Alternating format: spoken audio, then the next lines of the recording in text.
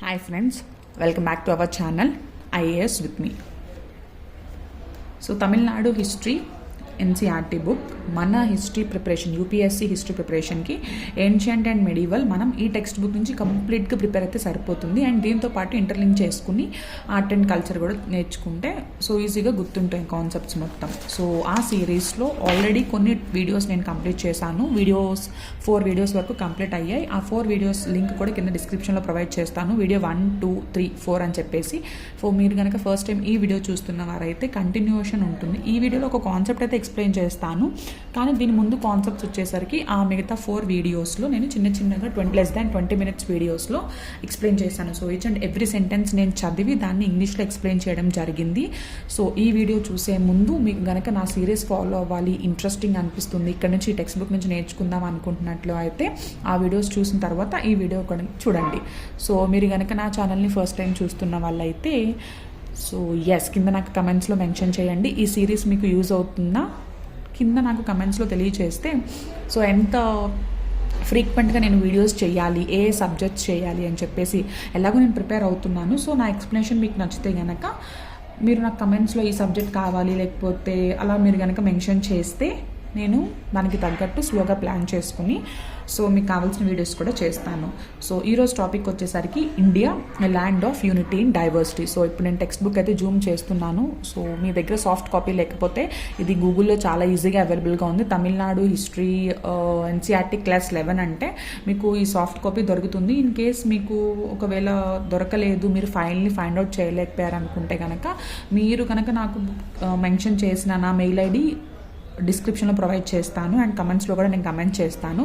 Let's learn together 0108@gmail.com అని చెప్పి అది ఛానల్ మెయిల్ ఐడి. ఆ ఛానల్ మెయిల్ ఐడికి కనుక మీరు మెయిల్ చేస్తే నేను ఈ సాఫ్ట్ కాపీ కావాలంటే మీకు సాఫ్ట్ కాపీ పంపిస్తాను. నేనైతే యాక్చువల్గా ఇది సాఫ్ట్ కాపీ తీసుకుని దాన్ని ప్రింట్ తీపిచ్చి ఇలా స్పైరల్ చేయించుకున్నాను. So this is nice. Next ఇప్పుడైతే కాన్సెప్ట్లోకి వెళ్ళిపోతాం. So India a land of unity in diversity. So India అనేది మనకి a land of unity in diversity అని చెప్పేసి అంటాం కదా. సో దాని గురించి ఒక చిన్న పారాగ్రాఫ్స్ ఇచ్చారు వీళ్ళు. సో ఫస్ట్ పారాగ్రాఫ్లో ఏమి ఇచ్చారంటే the history of ancient India is interesting because India prove to be melting pot of numerous races. So India అనేది హిస్టరీ చాలా ఇంట్రెస్టింగ్గా ఉంటుంది, చాలా నేర్చుకుంటాము, చాలా రకరకాల కల్చర్స్ గురించి మనం కూడా తెలుసుకుంటూ ఉంటాము. సో ఇది India prove to be a melting point of numerous races అంటే ఇండియాలో చాలామంది డిఫరెంట్ గ్రూప్స్ ఆఫ్ పీపుల్ వచ్చేసి ఉన్నారు. The pre Aryans, the Indo Aryans, the Greeks, the Scythians, the Hunas, the Turks etcetera made India their home. So వీళ్ళందరూ కూడా ఇండియాని వాళ్ళ హోమ్గా చేసుకుని వచ్చి ఉన్నారు ఇక్కడ హిస్టరీలో. Each ethnic group contributed it's might to the making of Indian culture. So each and every culture కూడా సో ఇండియన్ కల్చర్కి మేకింగ్లో ఒక పార్ట్ వాటి రోల్ అయితే అవి ప్లే చేస్తున్నాయి. All these people mixed up so inextricably with one another that are present none of them can be identified in their original form. So ఈ రకరకాల గ్రూప్స్ ఆఫ్ పీపుల్ కూడా అందరూ వచ్చేసి ఇండియాలో ఎంతలా కలిసిపోయారంటే ఇప్పుడు వాళ్ళని మనము వీళ్ళు అని సపరేట్గా పిక్ చేసి అయితే చెప్పడానికి చాలా కష్టం. సో అంతగా మన ఇండియాలో కలిసిపోయారు ఇండియా కల్చర్లో. Different cultures mingled with one another through the ages. So టైంని బట్టి డిఫరెంట్ కల్చర్స్ వచ్చేసి ఒకదానితో ఒకటి మింగిల్ అయిపోయి కలిసిపోయాయి. Many pre Aryan or Dravidian terms occur in Vedic text. So Vedic టెక్స్ట్లో వచ్చే లాంగ్వేజ్కి టర్మ్స్ అంటే many pre Aryans terms and Dravidian terms కూడా వేరియస్ టెక్స్ట్లో వేదిక్ టెక్స్ట్లో మనకి తెలుస్తాయి ఆ languages. Similarly many Pali and Sanskritic terms appear in the Sangam literature. So Sangam లిటరేచర్లో మనకి కనిపించే డిఫరెంట్ లాంగ్వేజ్ ఏంటి అంటే పలి అండ్ సాంస్క్రిటిక్ టర్మ్స్ అనమాట. సో సాంస్క్రిట్ లాంగ్వేజ్ టర్మ్స్ కనిపిస్తాయి అండ్ పలి లాంగ్వేజ్ టర్మ్స్ కూడా మనకి కనిపిస్తాయి. సో ఇలాగా ఇండియాలో డిఫరెంట్ కల్చర్స్ వాళ్ళు వచ్చి మింగిల్ అయిపోయారు అని చెప్పేసి ఈ పారాగ్రాఫ్లో చెప్తున్నారు. Next one, since ancient times India has been the land of several religion. So ancient time నుంచి కూడా అంటే స్టార్టింగ్ హిస్టరీ అప్పటి నుంచి కూడా India has been the land of several religions. So చాలా రిలీజియన్స్ అయితే ఇండియాలో ఉన్నాయి. Ancient India witness the birth of Hinduism, Jainism and Buddhism. So ancient ఇండియాలోనే హిందూయిజం గురించి, జైనిజం గురించి, బుద్ధిజం గురించి వాటి యొక్క బర్త్ అంటే ఆ బుద్ధిజం ఎలా వచ్చింది, జైనిజం ఎలా వచ్చింది, హిందూయిజం ఎలా వచ్చింది అని చెప్పేసి కూడా మనం నేర్చుకోవడం జరుగుతుంది. నెక్స్ట్ హిస్టరీ స్టార్ట్ చేసినప్పుడు తెలుసుకుంటాం. But all these cultures and religions intermingled with one another. So ఇవన్నీ కూడా ఈ కల్చర్స్, రిలీజియస్ ఒకదాంతో ఒకటి ఇంటర్మింగిల్ అయిపోయాయి. Although Indians people speak different languages, practise different religions and observe different social customs, they follow certain common styles of life throughout the country. So చాలా మంది చాలా different language మాట్లాడినప్పటికీ, డిఫరెంట్ రిలీజియస్ కస్టమ్స్ ఫాలో అయినప్పటికీ they follow certain common style of life. So ఈ country మొత్తంలో కూడా ఒక common style of లైఫ్ని వీళ్ళందరూ ఫాలో అవుతారు. Therefore our country shows a deep underline unity in spite of great diversity. So చూడటానికి అందరూ ఒకేలా కనిపిస్తారు, కానీ దాంట్లో వాళ్ళ కల్చర్, వాళ్ళ రిలీజియన్, వాళ్ళ వే ఆఫ్ లైఫ్ అంతా కూడా చాలా డిఫరెన్స్ ఉంటుంది. అందుకనే our country shows a deep underline unity in spite of great diversity. So చూడటానికి యూనిటీగా ఉంటుంది ఇన్స్టెడ్ ఆఫ్ చాలా diversity, in spite of great diversity ఉన్నప్పటికీ. In fact the ancient strove for unity. So ancient people అందరూ కూడా unity కోసం fight చేశారు. They looked upon this vast subcontinent as one land. So ఈ subcontinent మొత్తం ఒక ల్యాండే అని చెప్పేసి వాళ్ళు ట్రీట్ చేశారు.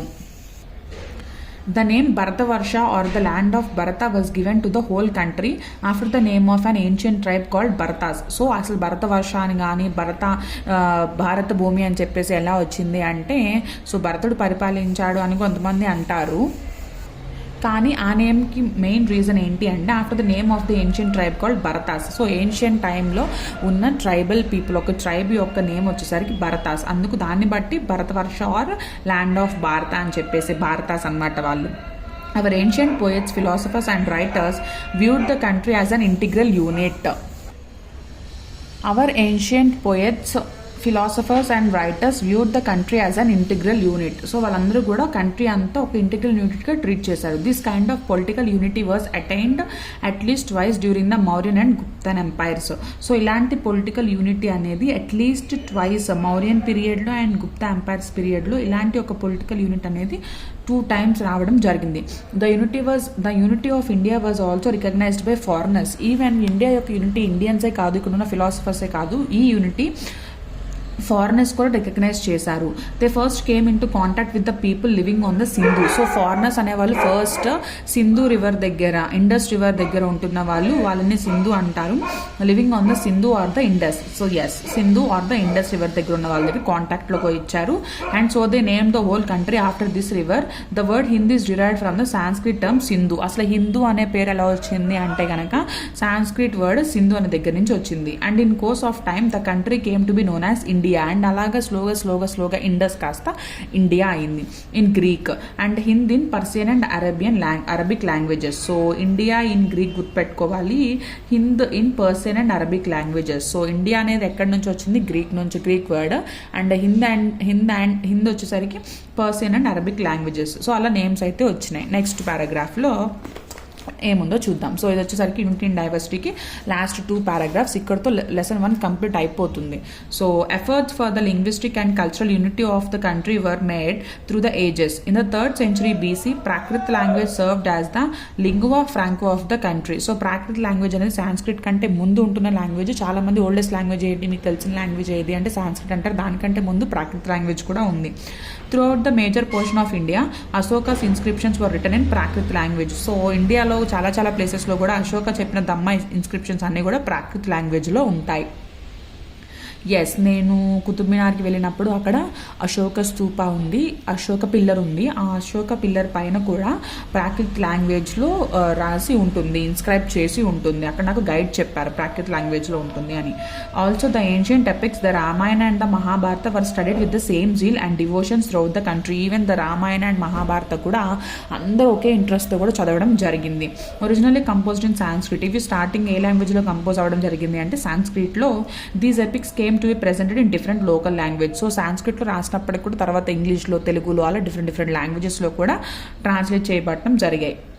Although the Indian cultural values and ideas were expressed in different forms, the substance remained the same throughout the country. So అందరికి different cultural values ఇవన్నీ same point, unity and diversity. So చూడటానికి యూనిటీగా ఉంటాం, but లోపల చాలా diversity ఉంది, అది చెప్పడం అనమాట. Hence India has emerged multi religious and multi cultural society. So India వచ్చేసరికి ఫైనల్గా ఒక మల్టీ రిలీజియస్గా అండ్ మల్టీ కల్చరల్గా సొసైటీగా ఉంది.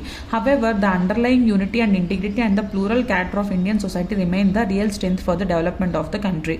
So underlying unity and integrity and the plural character of Indian society. So Indian సొసైటీలో డిఫరెంట్ కల్చర్స్, పీపుల్, ఇదంతా కూడా ఇండియాకి రియల్ స్ట్రెంగ్త్గా డెవలప్మెంట్ ఆఫ్ ద కంట్రీకి చాలా మెయిన్ రోల్ అయితే ప్లే చేస్తున్నాయి. సో ఇది వచ్చేసరికి కంప్లీట్గా India a land of unity and diversity. So complete ప్రీవియస్గా సదరన్ పెనిన్సులా గురించి ఒక వీడియోలో చూసాము, ఇండో గ్యాంజెటిక్ ప్లెయిన్స్ గురించి ఇంకొక వీడియో చూసాము, అండ్ ద హిమాలయన్ మౌంటైన్స్ గురించి కూడా ఎక్స్ప్లెయిన్ చేయడం జరిగింది. సో ఓవరాల్గా ఇండియా గురించి ఇదంతా వచ్చేసరికి కంప్లీట్గా జోగ్రఫికల్ ఫీచర్స్ గురించి.